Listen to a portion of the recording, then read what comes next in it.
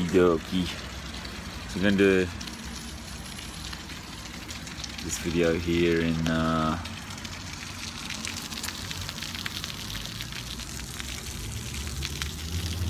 this space, kind of very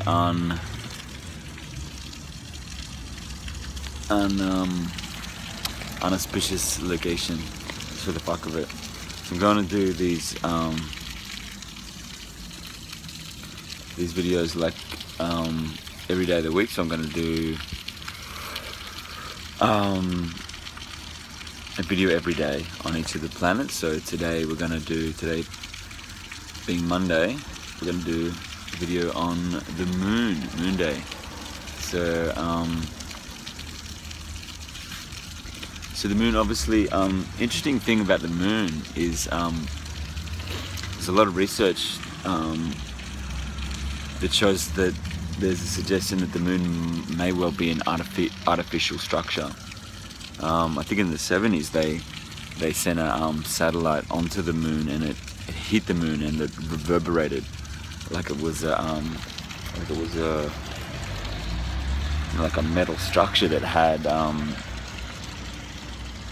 like it literally was hydraulically.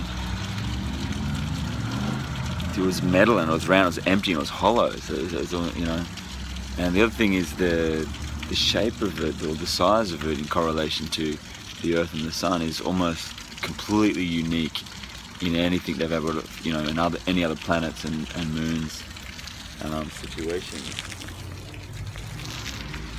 So it's a funny thing. It could be this alien structure which is put by government. It might even be full of aliens, and they're in there monitoring us and doing all sorts of shit, like tracking what's going on and helping out. But the way to really think about the moon astrologically is, and archetypically, in terms of archetypes, is that the moon is the crone, it's the triple goddess.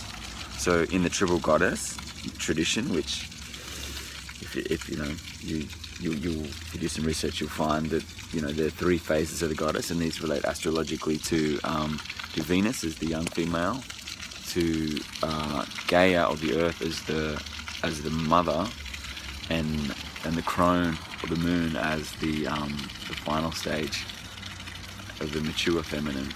So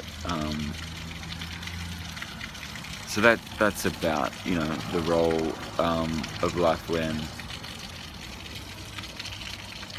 you've gone through the Mars Venus reality of man and woman being together, and and then having a baby, having a child, Venus being impregnated by Mars, basically, and then she gives birth to the sun. Let's just lay it all out, lay the mystery out. So then Venus becomes the Gaia. She's impregnated with the sun. She gives birth to the sun. She has a baby. It's the sun. Then when the sun is raised, the child becomes, depending if it's a male or female, becomes, Mars. When it's 2, and when it's 12, it's Jupiter. When it's 30, it's Saturn. It's growing up. By then, it can take care of itself. Then the mother, who was Gaia, can then become the moon. She can become the crone. She can enter the final stage of the feminine, into the mysteries of life and death, of cycles and rebirth, and the mysteries of the moon. So the opposite of the moon, Cancer ruled the moon, is Capricorn and Saturn. So her partner, the moon's partner, is Saturn, the old man. You look at this as, you might look at your parents, for example, the moon and Saturn, that's the role they're playing, and they're the rulers of the cardinal cross. So the moon plays that role, and the partner is Saturn or Kronos. So Moon Day basically is consecrated anyway, or named after the mystery of the moon. So it could be a good thing to think about, honouring, especially, or noticing, or witnessing, or being aware of, and being open to the mystery of the moon, the mother, the mature feminine. Looking at your natal moon and understanding what that's about. So I got the moon in the 8th house, 28 degrees Aquarius, so for me, it's letting the emotional body, you know, having an emotional body that's in the house of death and rebirth. So it's dying emotionally,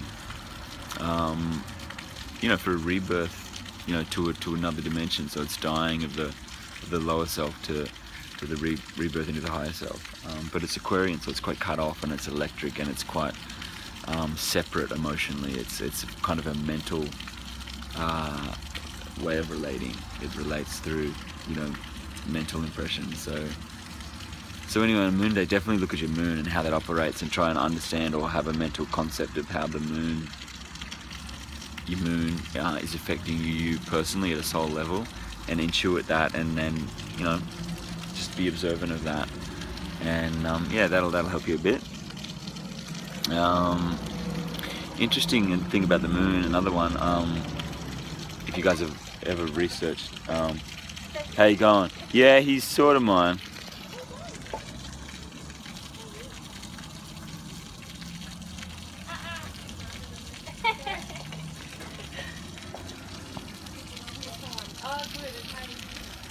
Nice lady there.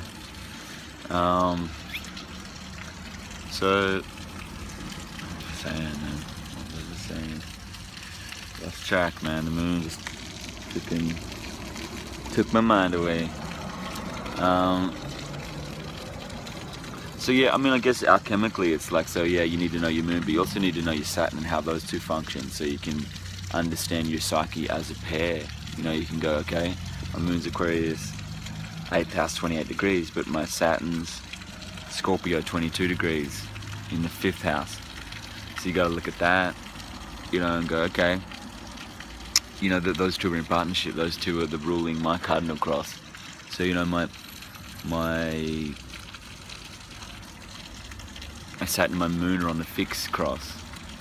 You know, Aquarius, Scorpio, playing out this dynamic at the 22nd and 28th degree. So, you know, I've got to be responsible and work hard and be an authority at Scorpio, you know, the mastery of Scorpio, and express that 5th house. But I've also got to be reflective and you know, the mother of the mystery to Aquarius, and, you know, in the 8th house. So, you know, be the mother of death and rebirth. You know, it's a powerful thing, you know, this alchemy of the planets through archetypes. So, you know, it's a cool thing to think about. The full moon well, we just had the Scorpio full moon at the moment, so the moon's getting starting to go down now to a new moon. So in the cycles, it's the emotions are kind of peaked. You know, they peaked around this Scorpio thing that we activated, you know, the new moon, but now they're sort of chilling down a little and diffusing a little bit. So it's kind of nice. You feel it cooling off a bit. You know, it's cooling off from the, you know, the intensity of Scorpio. So that's kind of cool. But yeah, look, I'm not going to say too much more, because you know, less is more. So anyway, that's a little video on the moon down here in Wodonga. We're on the road. I'm on the road, and I'm on the road pretty much because of that 8th house moon. You know, it kind of popped up in a unconscious way, where I was kind of like sort of challenged or victimized by the sense of failure, actually. And there is a thing, if you look at esoteric astrology, of the failed moon chain.